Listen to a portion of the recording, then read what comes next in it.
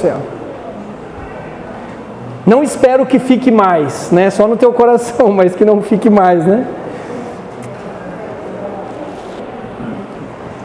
Abra sua Bíblia em 2 Samuel. 2 Samuel, capítulo 6.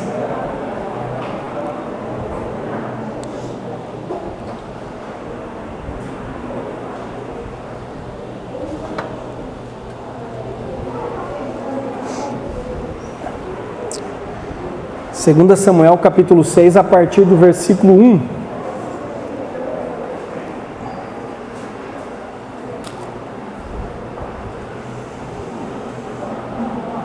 Segunda Samuel, capítulo 6, verso 1. Quanto vocês acham? Aí um detalhe também, no domingo de carnaval tem culto normal aqui na igreja, tá? Parte do pessoal vai estar lá em Cordeirópolis, no retiro, que vai acontecer sábado, domingo, segunda e terça, né? Dia 1º, 1, 2, 3 e 4 de março. Mas no domingo vai ter culto normal aqui, tá bom? Já estou antecipando aí mais um recado. Encontraram aí, gente, 2 Samuel, capítulo 6? De novo, Davi reuniu os melhores guerreiros de Israel, 30.000 ao todo. Ele e todos os que o acompanhavam partiram para Baalá, em Judá, para buscar a arca de Deus, arca sobre a qual é invocado o nome do Senhor dos Exércitos, que tem o seu trono entre os querubins acima dela. Puseram a arca de Deus num carroção novo e a levaram da casa de Abinadab na colina. Uzá e Aiô, filhos de Abinadab, conduziam o carroção com a arca de Deus. Aiô andava na frente dela. Davi e todos os israelitas iam cantando e dançando perante o Senhor, ao som de todo tipo de instrumentos de pinho, harpas, liras, tamborins, chocalhos e símbolos. Quando chegaram à eira de Nacon, Uzá esticou o braço e segurou a arca de Deus, pois os bois haviam tropeçado. A ira do Senhor acendeu-se contra Uzá por seu ato de irreverência. Por isso Deus o feriu e ele morreu ali mesmo, ao lado da arca de Deus. Davi ficou contrariado, porque o Senhor em sua ira havia fulminado Uzá. Até hoje aquele lugar é chamado Pérez Uzá, que significa a destruição de Uzá. Naquele dia Davi teve medo do Senhor e se perguntou: como vou conseguir levar a arca do Senhor? Por isso ele desistiu de levar a arca do Senhor para a cidade de Davi. Em vez disso, levou-a para a casa de Obed-edom de Gate. A arca do Senhor ficou na casa dele por 3 meses, e o Senhor o abençoou e a toda a sua família. E disseram ao rei: o Senhor tem abençoado a família de Obed-edom e tudo o que ele possui, por causa da arca de Deus. Então Davi, com grande festa, foi à casa de Obed-edom e ordenou que o levassem a arca de Deus para a cidade de Davi. Quando os que carregavam a arca do Senhor davam 6 passos, ele sacrificava um boi e um novilho gordo. Davi, vestindo o colete sacerdotal de linho, foi dançando com todas as suas forças perante o Senhor, enquanto ele e todos os israelitas levavam a arca do Senhor ao som de gritos de alegria e de trombetas. Aconteceu que, entrando a arca do Senhor na cidade de Davi, Mical, filha de Saul, observava de uma janela, e ao ver o rei Davi dançando e celebrando perante o Senhor, ela o desprezou em seu coração. Mical era a esposa de Davi, ok? Eles trouxeram a arca do Senhor e a colocaram na tenda que Davi lhe havia preparado, e Davi ofereceu holocaustos e sacrifícios de comunhão perante o Senhor. Após oferecer os holocaustos e os sacrifícios de comunhão, ele abençoou o povo em nome do Senhor dos Exércitos e deu um pão, um bolo de tâmaras e um bolo de uvas passas a cada homem e a cada mulher israelita. Depois todo o povo partiu, cada um para sua casa. Voltando Davi para casa para abençoar a sua família, Mical, filha de Saul, saiu ao seu encontro e lhe disse: como o rei de Israel se destacou hoje, tirando o manto na frente das escravas de seus servos, como um homem vulgar. Mas Davi disse a Mical: foi perante o Senhor que eu dancei, perante aquele que me escolheu em lugar do seu pai, ou de qualquer outro da família dele, quando me designou soberano sobre o povo do Senhor, sobre Israel, perante o Senhor, celebrarei. E me rebaixarei ainda mais, e me humilharei aos meus próprios olhos, mas serei honrado por essas escravas que você mencionou. E até o dia de sua morte, Mical, filha de Saul, jamais teve filhos. Jamais teve filhos. Eu queria ministrar uma mensagem hoje que tem como título Aprendendo a lidar com a glória de Deus. Quem deseja experimentar a glória de Deus?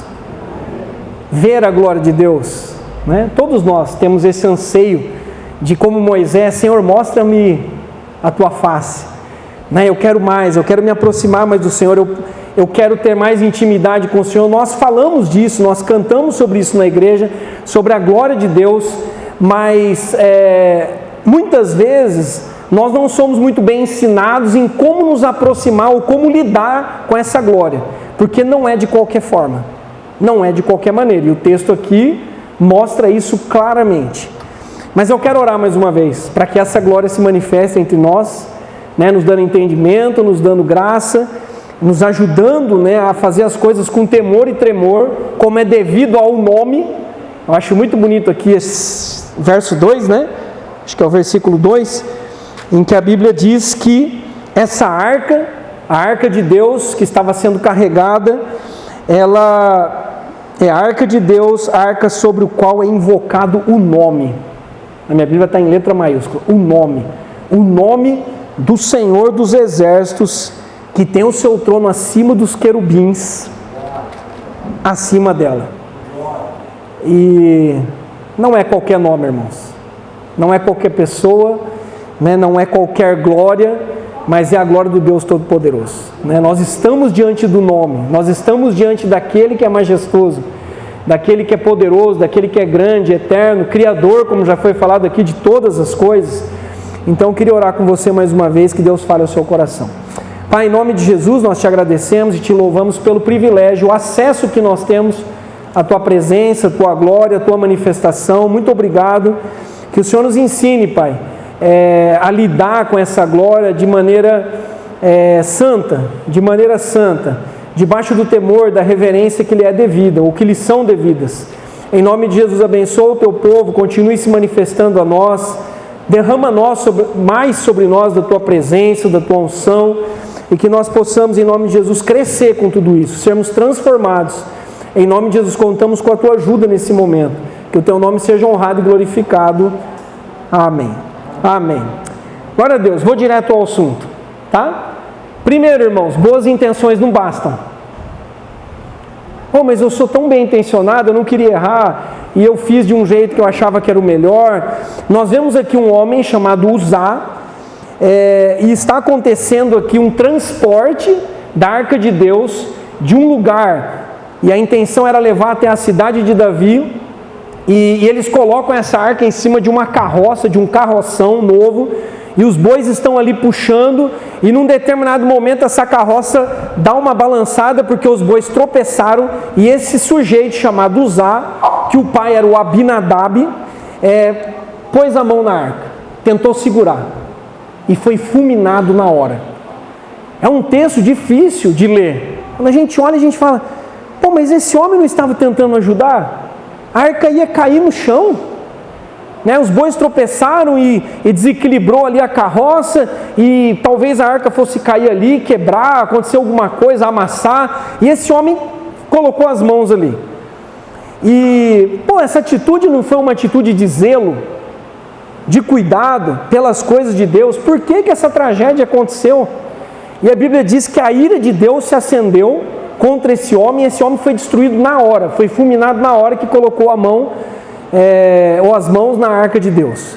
E Davi ficou contrariado, porque estava aquela comitiva, aquele cortejo, cerca de 30 mil homens, cantando, adorando a Deus, e a carroça, né? O irmão de Uzá, chamado Aiô à frente, e todo aquele cortejo festivo, de repente se torna um cortejo fúnebre. De repente a gente vê essa tragédia e Davi fica com medo, contrariado, e por que aconteceu isso? Então eu vou tentar explicar um porquê que aconteceu isso e os cuidados que a gente tem que ter. Essa arca de Deus simbolizava a presença de Deus, a santidade de Deus, a majestade de Deus, e de acordo com a lei, ela deveria inspirar a mais profunda reverência. Ela não poderia ser transportada do jeito que estava sendo transportada, para começar. A arca era, imagina-se uma caixa grande, toda revestida de ouro, algumas argolas nas laterais e alguns varais. E como que isso deveria ser transportado? Os levitas, os sacerdotes, tinham que colocar nos ombros, cobrir ela com um pano e carregar ela. Era a maneira designada por Deus de transportar a arca. Na tampa da arca tinha 2 querubins, a figura de 2 querubins, com as asas assim para frente, um olhando para o outro, e ali é onde acontecia a manifestação de Deus. Estava tudo errado. Percebe o jeito que eles estavam transportando? Jogaram lá numa carroça, ainda que fosse uma carroça nova, né? Jogaram num carroção lá, colocaram uns boi para puxar e vamos embora. Bora. E aí aconteceu isso. E os sacerdotes tinham que ir carregando e sacrifícios iam acontecendo. Vocês perceberam que depois que a coisa deu errada, eles mudaram a estratégia e aí a cada 6 passos um boi era sacrificado, um animal era sacrificado. Então a coisa era muito séria, muito séria. E não podia ser feito de qualquer jeito. Todo israelita deveria saber disso. Não é possível que Uzá não sabia disso, Abinadab não sabia disso, Aiô não sabia disso, Davi não sabia disso. Eles eram instruídos na lei de Moisés. Provavelmente eles sabiam. Então está todo mundo aqui brincando com fogo. Percebe? Está todo mundo brincando com fogo. E também é significativo mencionar o seguinte: essa arca ficou mais ou menos uns 80 anos na casa de Abinadab. Uns 80 anos. E não há nenhuma menção de que a bênção de Deus aconteceu naquela família. E quando aconteceu a tragédia, e todo mundo ficou com medo, então Davi parou, e ao invés de levar essa arca para a cidade de Davi, eles decidiram levar para um outro lugar, na casa de um sujeito chamado Obed-Edom. E a arca ficou ali em Gate. Gate era o nome da cidade. A arca ficou ali, e a Bíblia diz que durante 3 meses a arca permaneceu ali, e a família do Obed-Edom foi muito abençoada. Abençoada por quê? Porque ali estava a presença de Deus. Onde Deus está, a bênção. Guarde isso. Se Deus está no seu lar, se Deus está nessa igreja, se Deus está com você em todo o tempo, ali a bênção. A bênção de Deus está ali naquele lugar. Só que fica essa pergunta na minha mente: por que não há nenhuma menção dessa bênção em todo o tempo que ficou na casa de Abinadab, Uzá e Aiô? Talvez porque eles fossem meio que reverentes. Talvez a arca ficou ali um bom tempo jogada num canto, como se fosse um móvel qualquer, né? Uma mobília qualquer, empoeirando, jogado ali.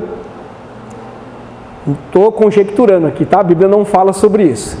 Mas dentro desse primeiro ponto, né, de que boas intenções não bastam, eu queria falar dentro desse primeiro ponto 3 subpontos. Primeiro, que zelo sem conhecimento mata. Zelo sem conhecimento mata. E houve um movimento de cuidado de Uzá.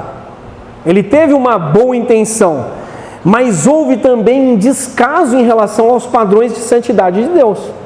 As coisas estavam sendo feitas do jeito deles e não do jeito de Deus. O Deus revelado na Bíblia, e que deve ser adorado porque é majestoso, glorioso e tudo mais, Ele define como essa adoração deve acontecer. Não sou eu que da minha cabeça crio qualquer tipo de ritual e faço isso achando que vou agradá-lo. Deus dá parâmetros, Deus dá direcionamentos na palavra dele de como isso deve acontecer, certo? Então, hoje também, mais do que nunca, nós temos acesso à palavra de Deus, aos princípios, aos ensinamentos. Nós podemos aprender, tirar as nossas dúvidas, não é? Nós também, ninguém é ignorante assim, eu não conheço, eu nunca ouvi nada. E eu acredito aqui que Uzá não era ignorante também. Uzá provavelmente morreu muito mais por irreverência, por impulsividade, e a gente erra muito nisso, a gente vai no impulso, né? E o impulso tem a ver com as coisas da nossa carne, do nosso coração, os nossos impulsos, e por falta de temor. Eu creio que ele caiu muito mais por isso do que por ignorância. Mas, ainda que fosse por ignorância, dá para perceber também pelo texto que a ignorância não serve de desculpa. Ah, mas eu não sabia. Ué, quinta-feira tem estudo bíblico, terça-feira tem oração, domingo tem pregação, tal dia tem reunião de mulheres, tal dia tem reunião de homens.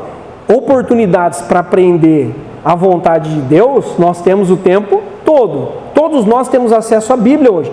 Nós vivemos num país onde há liberdade religiosa.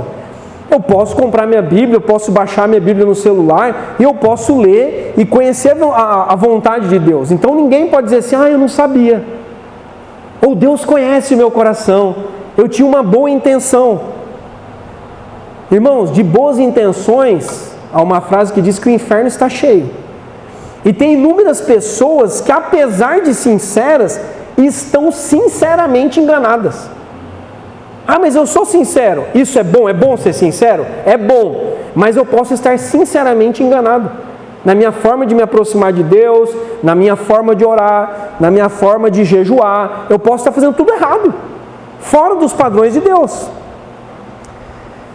Profeta Oséias, outro texto do Antigo Testamento, no capítulo 4, versículo 6, o profeta Oséias diz assim: o meu povo foi destruído por falta de conhecimento.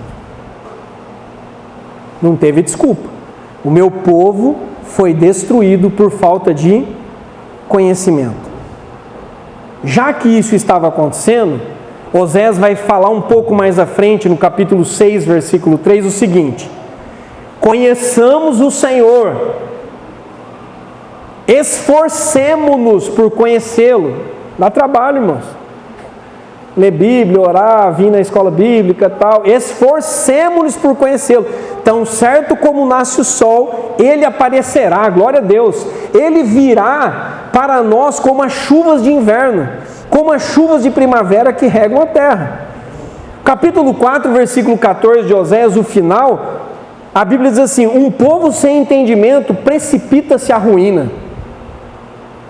Então Oséias está falando o quê?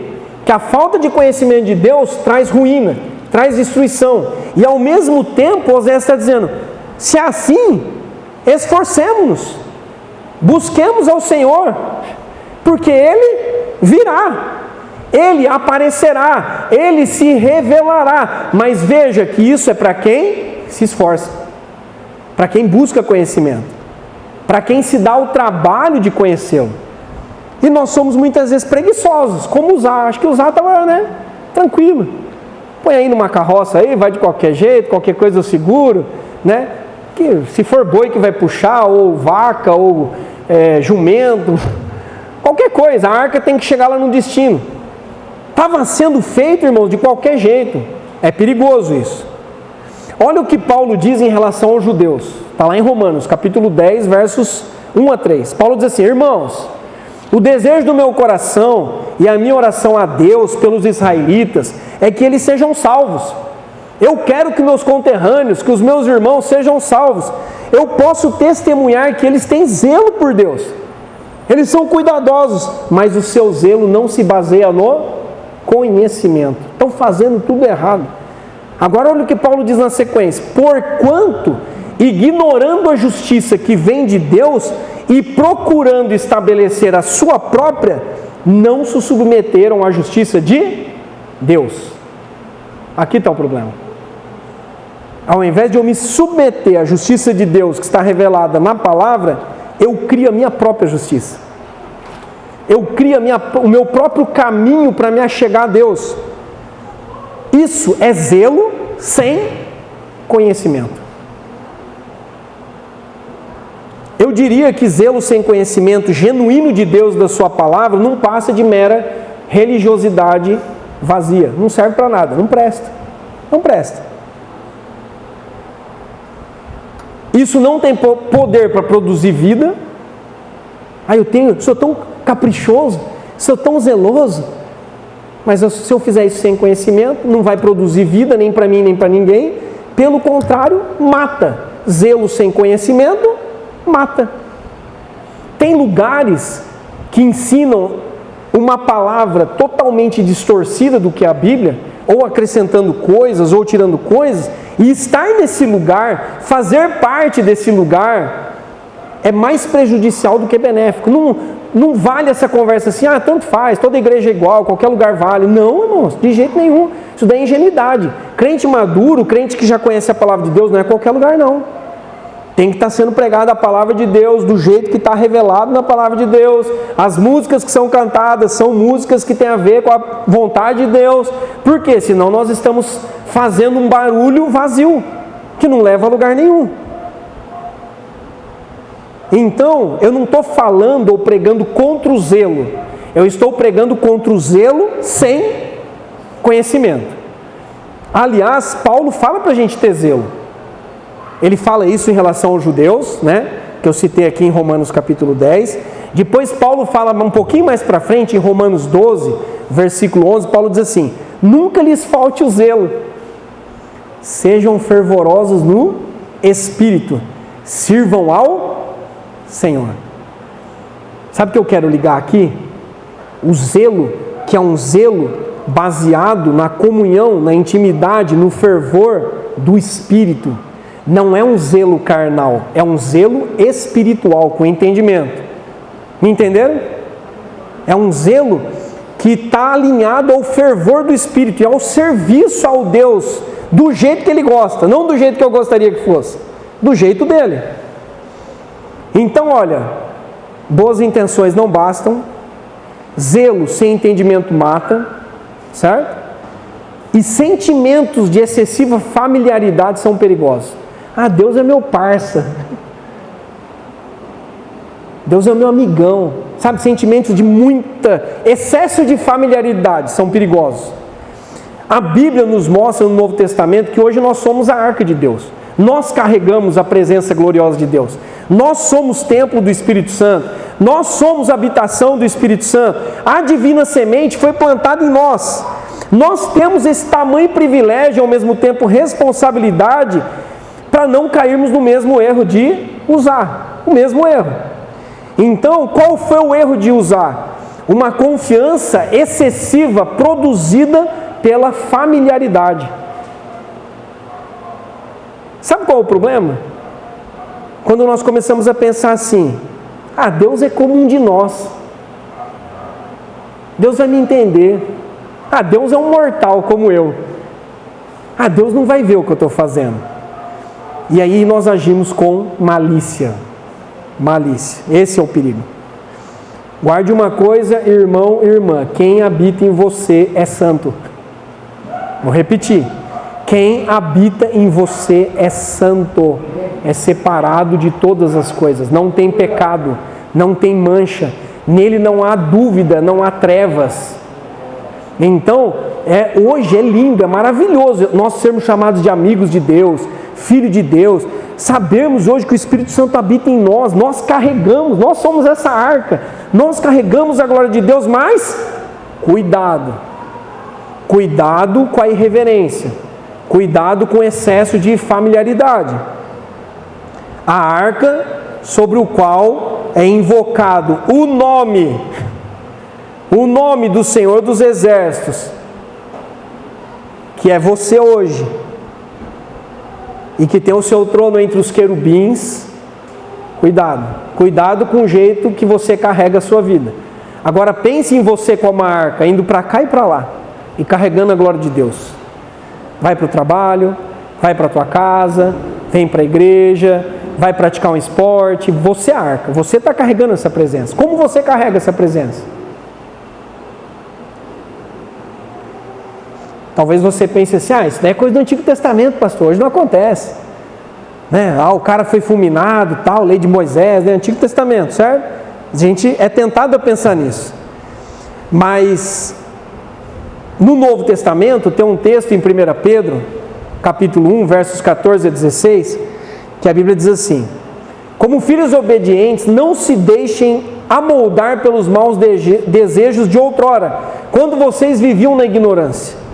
Mas assim como é santo aquele que os chamou, sejam santos vocês também em tudo o que fizerem, pois está escrito: sejam santos como Ele é santo. Mudou muito, gente? Sejam santos como Ele é santo. Não dá para dizer, é Antigo Testamento. Não, o Novo Testamento também ensina, no Novo Testamento, sobre santidade, temor e reverência. O Novo Testamento também ensina sobre isso. Então, repito, essa familiaridade é maravilhosa. Essa intimidade, esse acesso que nós temos direto com Deus, né? Essa questão de sabermos que um caminho foi aberto e que hoje nós temos acesso direto ao trono da graça. Isso, irmãos, é lindo, é glorioso, é maravilhoso, mas também é perigoso. Também é perigoso. Nós nos acostumamos com o sagrado e banalizamos a presença do Altíssimo. A gente faz isso às vezes. Não sei se já aconteceu com você, mas comigo já. E eu acredito que com você também. Às vezes nós estamos num culto como esse e esse Deus está sendo adorado, o nome dele está sendo invocado. E às vezes já passou uma meia hora e você está totalmente desligado ou desligado, pensando nos seus problemas, em como vai ser segunda-feira. Então, está voando, está voando. Não é perigoso isso?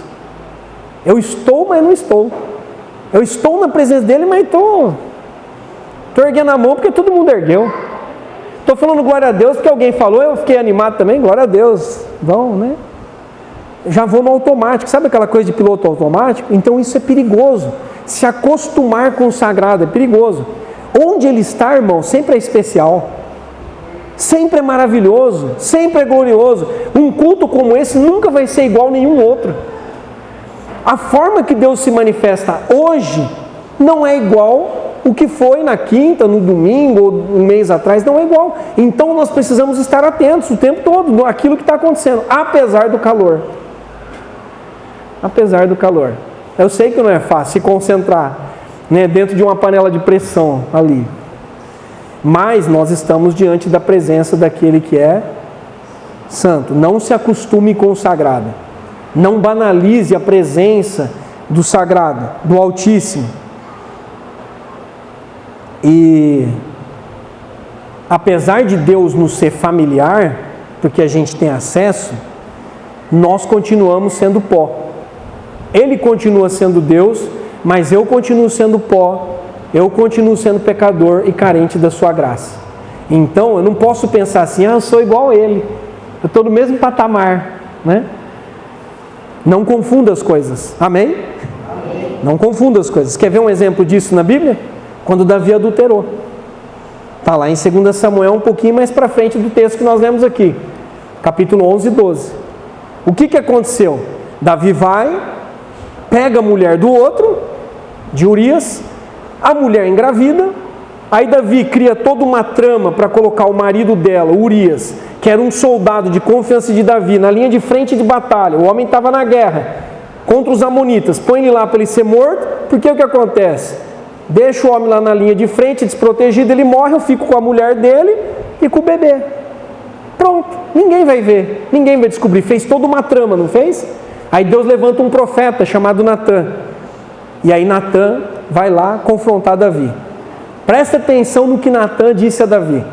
O que está acontecendo aqui? Davi acho que estava achando assim, sou amado de Deus, fui escolhido rei de Israel, estou com moral com Deus, né? Nada pode dar errado, certo? Natã chegou diante de Davi e diz assim: assim diz o Senhor, o Deus de Israel. Acho que a perna de Davi já começou, né? Um profeta chegar diante de si: assim diz o Senhor, o Deus de Israel, eu ungi você como rei de Israel, e fui eu que livrei você das mãos de Saul, porque Saul estava perseguindo Davi, querendo matar Davi. E todas as vezes, nenhuma das vezes Saul foi bem sucedido. Então, fui eu que livrei você das mãos de Saul. Eu dei-lhe casas e dei as mulheres do seu senhor. Eu estou lendo 2 Samuel, Davi tinha mais de 10 mulheres. Um filho com cada um. Um monte de mulheres. Aí, Deus está dizendo, eu dei para você casas, eu dei para você mulheres do seu Senhor. Eu dei para você a nação de Israel e Judá. E se tudo isso não fosse suficiente, eu lhe teria dado ainda mais, Deus disse para ele. Agora preste atenção na pancada. Por que você desprezou a palavra do Senhor, fazendo o que ele reprova? Você matou Urias, o hitita, com a espada dos amonitas, e ficou com a mulher dele. Por isso a espada nunca mais se apartará da sua família, pois você me desprezou. Você fez isso às escondidas, mas eu o farei diante de todo o povo de Israel, em plena luz do dia. Uma vez que você insultou o Senhor, o menino morrerá. Eu grifei algumas palavras aqui. Davi, você desprezou a palavra do Senhor. Será que Uzá não fez isso? Aiô, Abinadab, o próprio Davi que estava escandalizado com a cena, com a tragédia.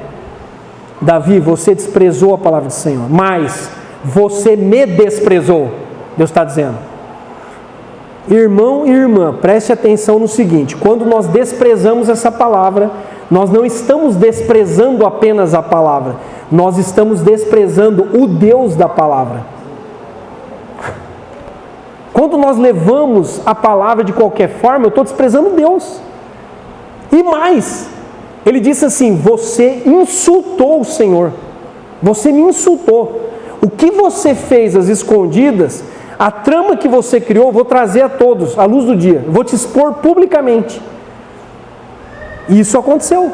Um dos filhos de Davi depois pegou todas as mulheres de Davi, armou uma tenda à luz do dia, se deitou, teve relações com todas elas à luz do dia para todo o povo ver. Um dos filhos dele. Uma orgia com todas as mulheres do pai, à luz do dia, com uma tenda armada, um circo de horrores. A espada, Deus diz, a espada nunca mais se apartará da sua casa. E a gente sabe quantas tragédias aconteceram na família de Davi por causa desse ato insano dele de achar o quê? Eu e Deus, né? Preste atenção no Salmo 50, versículo 21. Ficaria eu calado diante de tudo que você tem feito? Você pensa que eu sou igual a você? Mas agora eu o acusarei diretamente, sem omitir coisa alguma. Não confunda as coisas. Sabia que essa é uma tentação de todo líder? Tem líderes que começam a confundir e começam a se achar Deus. Tem líderes que quando diz assim, assim diz o Senhor, ele não está querendo dizer assim diz o Senhor, ele está querendo dizer assim diz o Senhor, eu sou o Senhor. Tem líderes que começam a se achar deuses. Já era. Vai ter consequência. Então toma cuidado com isso. Ok, irmãos? Vai melhorar, prometo, tá bom? Eu sei que está meio pesado, mas se nós queremos lidar com a glória de Deus, a gente precisa aprender. Porque a gente ora, a gente pede mais Deus, se manifesta na minha vida e tal, me enche do Espírito Santo, e Deus me cura, me liberta, me dá visões, e Senhor eu quero, tá, ok, mas não é de qualquer jeito, não é de qualquer forma. Uma outra coisa que dentro ainda do primeiro ponto, o improviso é inaceitável. O improviso é inaceitável. Então eu já disse que havia todo um ritual, não havia? Onde estão os varais? Onde estão as argolas? Cadê os levitas aqui? Carregando?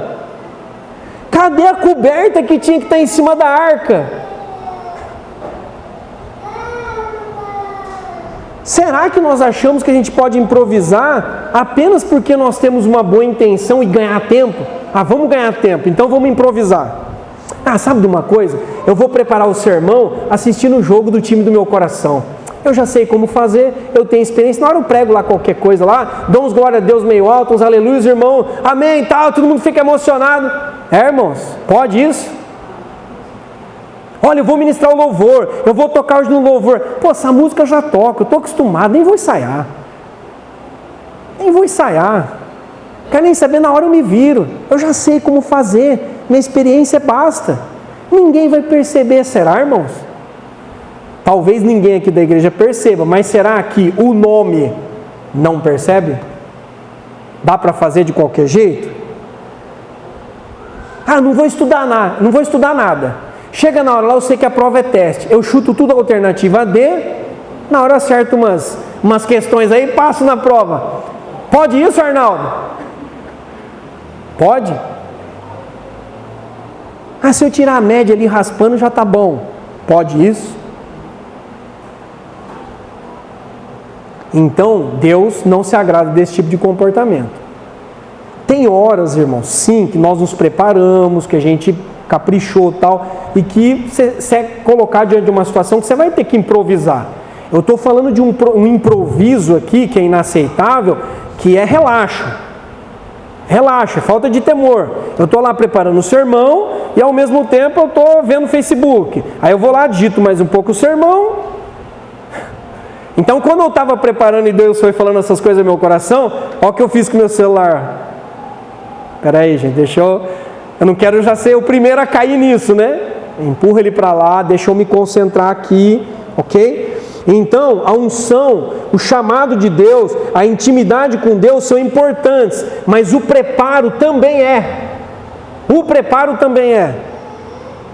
Você tem se preparado para chegar onde Deus quer te levar? Deus quer me levar, Deus quer te levar a lugares que nós não conhecemos, mais gloriosos. Eu vou chamar de lugares mais gloriosos, lugares de maior intimidade com Ele. Nós temos nos preparado para isso? Não vai chegar assim fácil. Assim como a arca não chegou fácil na cidade de Davi. Chegou fácil, irmãos? Não chegou fácil. Teve que ter todo um preparo, né, do jeito de Deus para ir parar lá na cidade de Davi. Então vou recapitular o primeiro ponto. Boas intenções não bastam. Zelo sem conhecimento mata. Sentimentos de excessiva familiaridade são perigosos. E o improviso é inaceitável. Inaceitável. Segundo, a morte produz temor. Quando algo morre, nós trememos. E Deus usa isso em algumas situações. Davi ficou muito bravo, irritado, contrariado, inconformado no início. Talvez Davi tenha pensado, Deus foi injusto com Uzá. O homem tentou ajudar, o homem estava bem intencionado. Davi ficou um tempo magoado, né? Mas essa cólera de Davi, mais à frente, se transformou em temor e alegria. Quando Davi deixou a arca na casa do Obed-Edom, e aí depois de 3 meses descobriu, ouviu falar que a casa daquele homem estava sendo abençoada, a Bíblia diz que Davi voltou lá em festa. Em festa. Deus está sendo favorável de novo a nós, Deus nos perdoou. Vamos lá, é a hora agora, é o momento, mas vamos fazer do jeito certo. Vamos voltar lá agora, parar ali na casa do Obed-Edom, pegar a arca de novo, fazer tudo certinho e levar ela até a cidade de Davi. A santidade de Deus, irmãos, foi reafirmada tanto para Davi como para aqueles 30 mil homens que faziam parte do cortejo. Ela foi reafirmada na morte de Uzá. A santidade de Deus, a glória de Deus foi reafirmada dentro da igreja primitiva quando Ananias e Safira morreram na porta da igreja. Por quê? Mentiram para o Espírito Santo. Não foi? O temor tomou conta de todo mundo. Tem alguma coisa mais didática do que essa? Não tem nada mais didático que isso, né? Então, trazendo para nós agora, quando está faltando nas nossas vidas temor, reverência, santidade, coisas vão morrer. Alguma coisa vai morrer. Vai morrer um sonho seu, vai morrer uma amizade, pode morrer um plano, porque Deus percebe que a santidade dele está sendo manchada, que a glória dele está sendo relativizada. Deus percebe que o nome dele está sendo envergonhado diante dos incrédulos. Então, quando Deus percebe que nós estamos sendo mais pedra de tropeço do que lugar de bênção para as pessoas, e Deus sonda os nossos corações, algo vai morrer. E Deus usa a morte para gerar temor. Deus usa as perdas, os sofrimentos, para trazer a gente de volta para perto dele. É assim, não é? Quando aperta a gente não corre para Deus? Davi ficou bravo no começo, não ficou? Mas depois, baixou a orelha, foi lá, quietinho, de novo, com temor e tremor, fez tudo certo, festejou. Olha o que a Bíblia fala, irmãos, a cada 6 passos, eles faziam um sacrifício. Imagina a matança que não foi de animais, até chegar à cidade de Davi. Cada 6 passos, um sacrifício, e música, e festa, e dança, e louvores a Deus, e os camaradas carregando aquela arca nas costas. Pesado, irmãos, pesado. Então, a morte gerou temor. Morte gera temor em nós.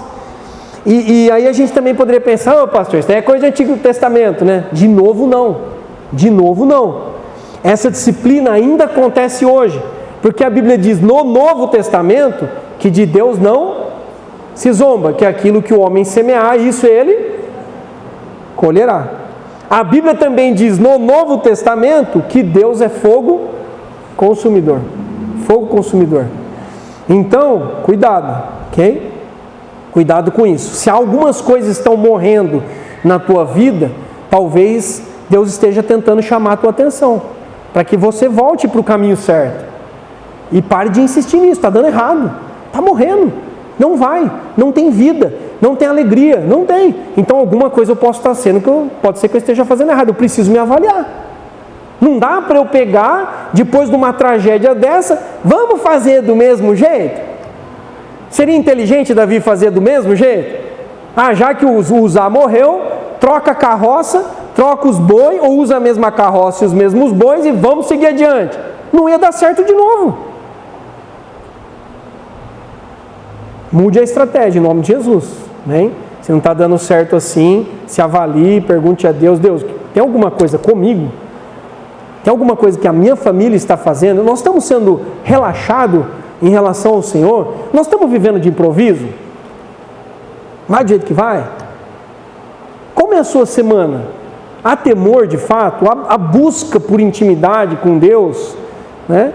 Então a gente tem que fazer isso em casa e nós temos a oportunidade de fazer como igreja, como comunidade, no coletivo. Então venha aqui, não custa nada, vem aqui na terça-feira, das 8 às 9.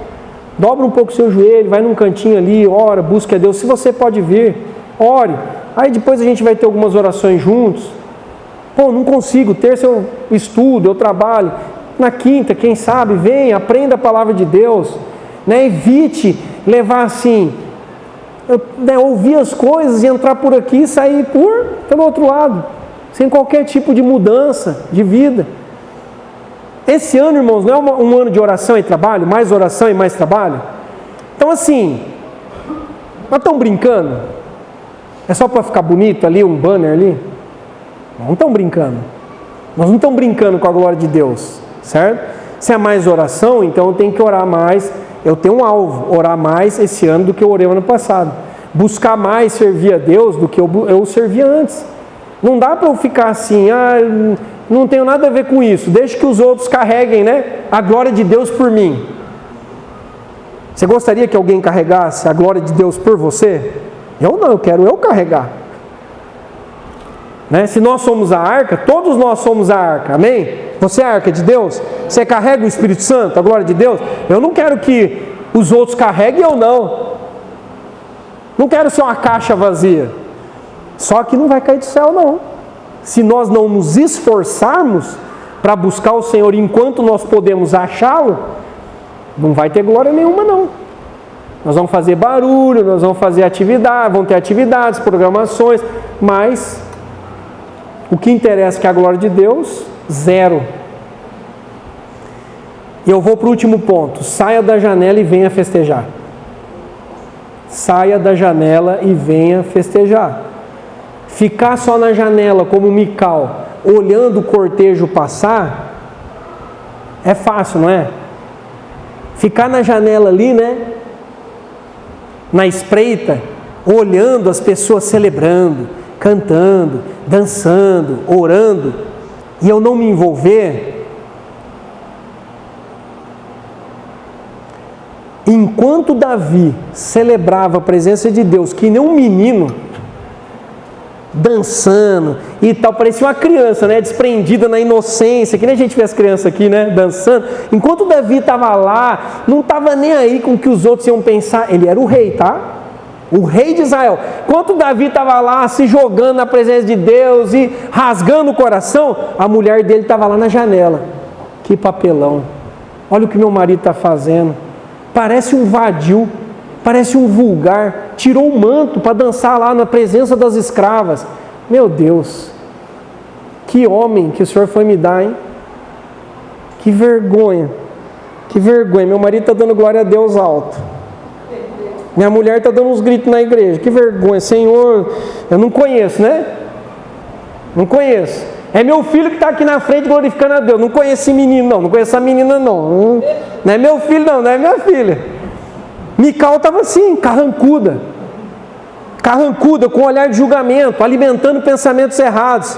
E logo em seguida, o que Mical fez? Partiu com palavras atacando Davi. Aí Davi, você viu o que Davi fez aqui? Davi abençoou todo o povo e entregou para todo mundo pães, bolos, abriu a padaria, né? Todo mundo ali, Davi deu um presente. Aí a Bíblia diz que Davi agora estava voltando para casa, todo feliz. Já viu aquela situação que o homem volta todo vitorioso, a mulher para casa, né? Comprou um bolinho na padaria, um pudim, voltou assim, agora eu vou abençoar a minha família. Chega lá, a mulher bicuda. O homem, a mulher está lá criticando ele.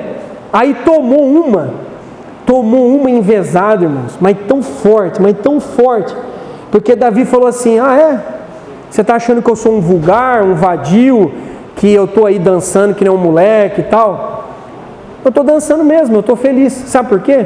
Porque Deus me colocou no lugar do seu pai. Toma essa, Mical.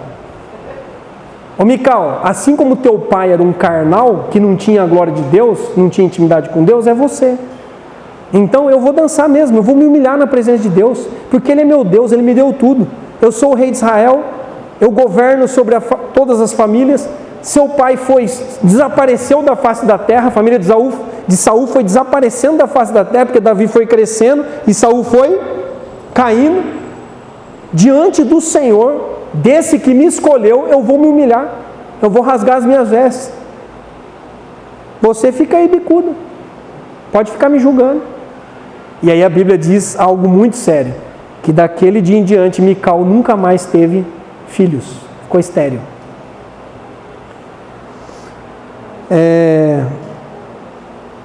Sabe que quando nós não saímos da janela para festejar, a esterilidade toma conta das nossas vidas. Quando nós não aprendemos a glorificar a Deus e a festejar, morre coisas nas nossas vidas. Esterilidade ministerial, esterilidade na vida devocional, não tem alegria, não tem brilho nos olhos, não tem. A pessoa só fica na janelinha criticando os outros, só fica na arquibancada. Ah lá, deu um passo errado. Ah lá, é fácil, não é, ficar na arquibancada. Agora sair da janelinha e vir festejar junto, tem que estar cheio da glória de Deus. Irmãos, quem está cheio do Espírito Santo, quem está cheio da presença de Deus, festeja, é alegre. É alegre. Quem está vazio da glória de Deus, só observa. Quem é vazio da glória de Deus, só critica. Só fica na janela, porque está mais preocupado com o que os homens estão pensando, estão mais preocupados em manter uma aparência, do que de fato honrar a Deus, se humilhar diante de Deus, se rebaixar diante de Deus, para ter a glória de Deus. Porque a Bíblia diz que os humilhados serão exaltados. A pessoa que está vazia de Deus, ela ao invés de enxergar a bênção de Deus, onde a bênção está acontecendo, ela enxerga a maldição, ela inverte tudo. Então Mical olha para Davi, e ao invés dela falar, que coisa linda o que está acontecendo lá embaixo, deixa eu tirar também minha coroa, minha capa, colocar minha roupinha e ir lá junto com meu marido festejar. A pessoa enxerga, onde está acontecendo bênção, glória de Deus, a pessoa enxerga maldição. E onde tem maldição, a pessoa enxerga bênção. A pessoa passa a ficar sem discernimento nenhum espiritual. Chama a mão direita de mão esquerda e confunde a mão esquerda com a mão direita. Então, a hora de fazer festa é agora. A hora de sair da janela é agora, né? E Mical é triste, mas Mical está cometendo o mesmo erro do pai. O mesmo pai, desobediente, rebelde, sem temor de Deus, que queria fazer as coisas do jeito dele e tal. Mical está indo pelo mesmo caminho, infelizmente. Então eu e você somos convidados hoje para isso. Fazer parte do cortejo festivo. Quem quer? Fazer parte desse cortejo festivo. Sair da janela, vem abençoar os seus irmãos, vem abençoar a sua família. Todas as famílias que Deus colocar no seu caminho, seja a bênção. Distribua aquilo que Deus tem dado a você. E pare de ser aquele crítico ácido. Aquela pessoa que fica o tempo todo, né, olhando os outros e julgando os outros. E a gente acaba perdendo tempo com isso. Então, no segundo ponto, eu disse que a morte produz temor, certo? E essa é uma opção, foi assim com Davi. Morreu lá Uzá, a morte produziu temor. Agora eu quero dizer que a falta de temor produz morte. Isso aconteceu com Uzá e aconteceu também com Mical. A falta de temor produziu morte. E eu não quero ser estéril em nenhuma área da minha vida. Ter nome de quem vive, mas está morto. Ter nome de quem vive e está morto. Para terminar, a morte ronda quem não sabe festejar. Se você não sabe festejar a glória de Deus, a morte está te rondando. A esterilidade está te rondando. Aprenda a festejar, aprenda a se alegrar na presença de Deus. Dá para entender um pouco que Davi era um homem segundo o coração de Deus? Que rei faria isso, irmãos? Vou manter a minha postura. Se eu sair dançando lá no meio do povo, pronto, perdi a autoridade, ninguém vai me respeitar. Ainda mais diante dos empregados, dos servos, dos escravos, pronto, caí, né? Davi não está nem aí. Por quê? Davi sabe que ali momentaneamente ele é rei, mas Davi sabe que ele está diante do rei dos reis. Tem alguém maior do que ele. A festa é para alguém maior do que ele, que assenta no sublime, no alto e sublime trono. Alguém poderoso, alguém que o colocou ali. Então, Davi desce.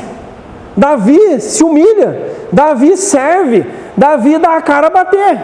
Quando nós vamos dar a cara a bater? E se jogar de verdade na presença de Deus? Não, é melhor não fazer isso. O que vão pensar de mim?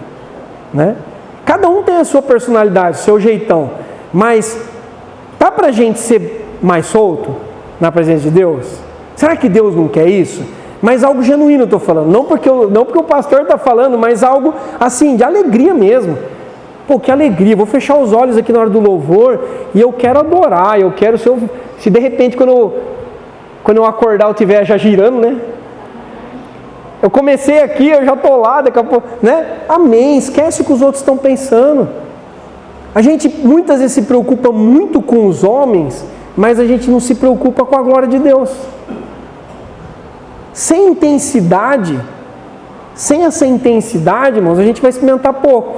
Você concorda? Sem intensidade, vai experimentar pouco. Não é?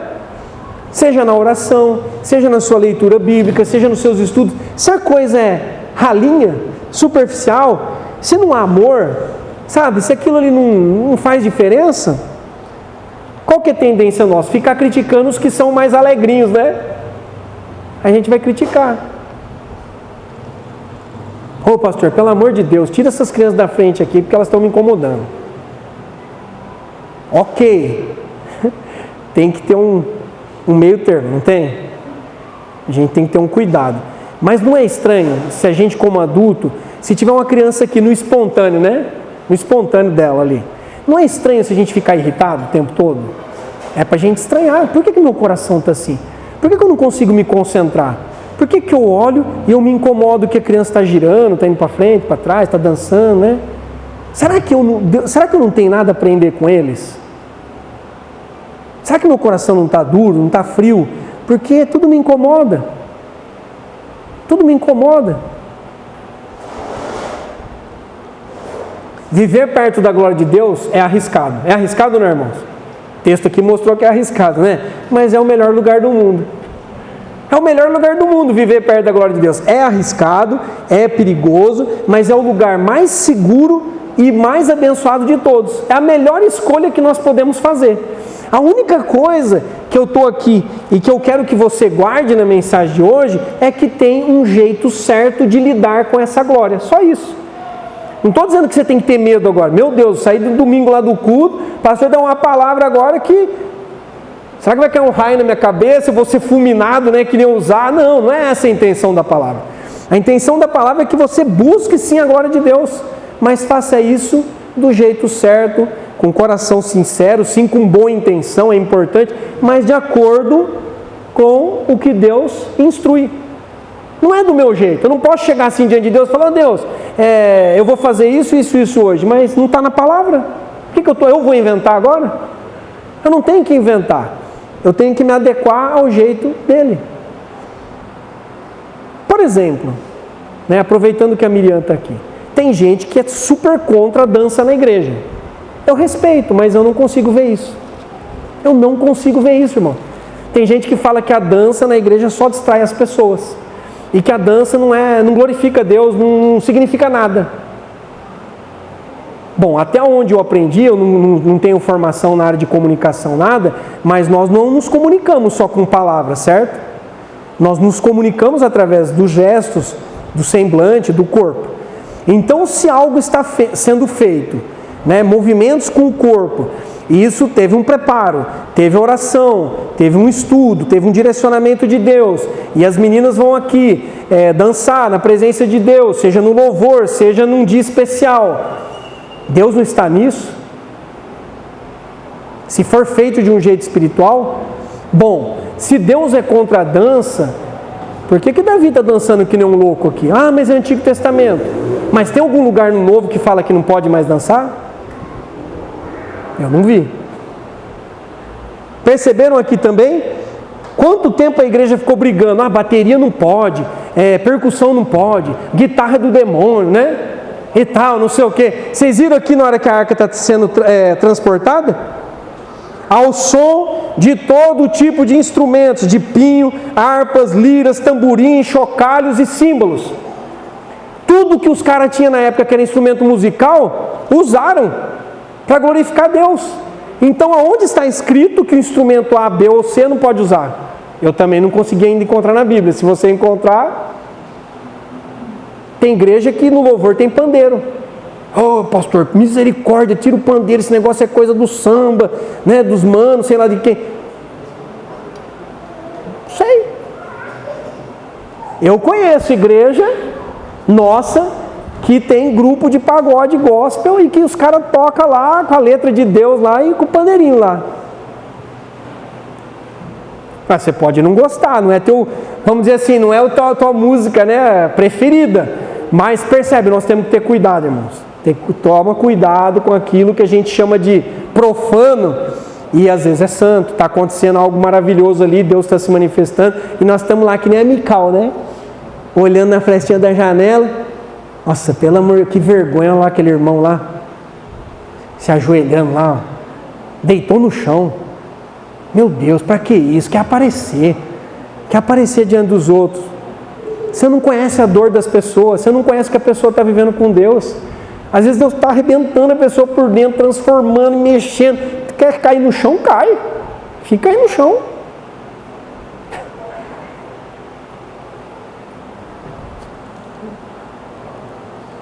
saia da janela e venha festejar em nome de Jesus. Amém? Quem não sabe festejar, a morte está rondando. A morte ronda quem não sabe festejar e se alegrar na presença de Deus. Não tem como, irmãos, a gente ser morno, frio na presença dele. Não tem como. Não tem como. E isso não tem só a ver com barulho. Às vezes vai se manifestar com barulho. Isso tem a ver com o coração estar por dentro. Você está assim, que coisa linda. Que delícia estar aqui. Que presença gloriosa de Deus. Você está atento, cada palavra, né? Cada movimento, cada acorde, cada frase, você está ali comendo, você está bebendo, você está... É para mim, é para mim. Glória a Deus, meu coração está em festa. Ah, isso significa que eu não tenho problema, que os problemas vão desaparecer? Não vão. Lá fora tem problemas. Tem circunstâncias difíceis que eu vou ter que enfrentar, você vai ter que enfrentar amanhã. Mas o meu coração está em festa. Seu coração está em festa? Olha, eu recebi uma notícia ruim, mas o meu coração continua em festa, porque eu carrego a gloriosa presença do Espírito Santo. Ah, mas eu perdi o emprego. Meu coração continua confiante, em festa. Fico ansioso, preocupado, mas eu sei quem mora em mim. Ah, eu recebi a notícia que eu estou com uma enfermidade, mas o meu coração continua em paz, em festa, alegre, porque eu sei em quem eu tenho crido. Eu sei em quem eu tenho crido. Ah, eu perdi dinheiro, eu fui roubado. Eu ainda estou em festa, porque eu sei em quem eu tenho crido e eu conheço a glória que eu carrego. É diferente, irmãos, de um incrédulo que não tem esperança. Nós temos uma esperança viva. Viva, é o que a palavra de Deus nos ajuda. Então sai com isso. Sabe, sai amanhã assim pensando assim, meu Deus, eu sou a arca. É bom tomar cuidado. Aonde eu for, aonde eu pisar, o que eu falar, eu tô carregando. O Espírito Santo está aqui, ó. O tempo todo dentro de mim, vendo tudo. Comigo, né? E nós vamos acertar em nome de Jesus, amém, irmãos? Vamos acertar, né? Então quero te convidar a ficar em pé e vamos orar.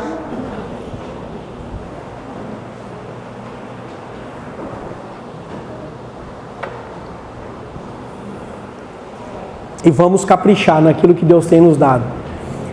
Às vezes Deus dá um pouquinho pra gente e a gente fala assim, é tão pouco, então eu já sei fazer, eu vou fazer de qualquer jeito. Não, capriche. Faz bem feito. Ah, eu só vou cantar uma música, faz o melhor que você puder nessa música. Olha, hoje eu só vou servir o café, faz o melhor café que você puder fazer. Sabe por quê? Quem não é fiel no pouco, nunca vai ser colocado sobre o muito. Nunca vai ser. Tem gente que já quer estar lá, que nem Davi, né? Só que não consegue. Você acha que Davi só dançou aquele dia, quando tinha 30 mil pessoas vendo? Ou você acha que Davi lá no pasto já dançava e glorificava a Deus? Já orava e já rasgava o coração lá no pasto, quando ninguém dava nada para ele. O que vocês acham? Opção 1 ou 2? Com certeza 2. Então quero te convidar a orar. Ore agora, fale com Deus. O que você precisa consertar em tudo isso, né? E como você pode aprender a fazer isso? Deus, eu quero dar valor mesmo para a tua glória. Eu quero ser alguém um pouco mais solto, mais espontâneo. Talvez você seja muito tímido, muito preocupado com os outros, o que os outros vão pensar. Senhor, em nome de Jesus, Pai, nós te louvamos pela tua gloriosa presença aqui na igreja, em nosso meio, nos nossos corações. E nós te louvamos por essa palavra, que é uma palavra de alerta para nós, mas é uma palavra que mostra também que o Senhor é bom, que o Senhor é santo e que o Senhor deseja realmente compartilhar a tua glória conosco. Então, Pai, assim como foi na casa de Obed-Edom, que foi muito abençoado com a presença da arca, que o Senhor abençoe a vida de cada um aqui, de cada família, com a tua presença gloriosa. Em nome de Jesus, que o Senhor traga vida onde há morte, onde há esterilidade, onde há, Senhor, indiferença, onde há frieza, onde há julgamento, críticas excessivas. Em nome de Jesus, Deus, quebra essas coisas no nosso coração.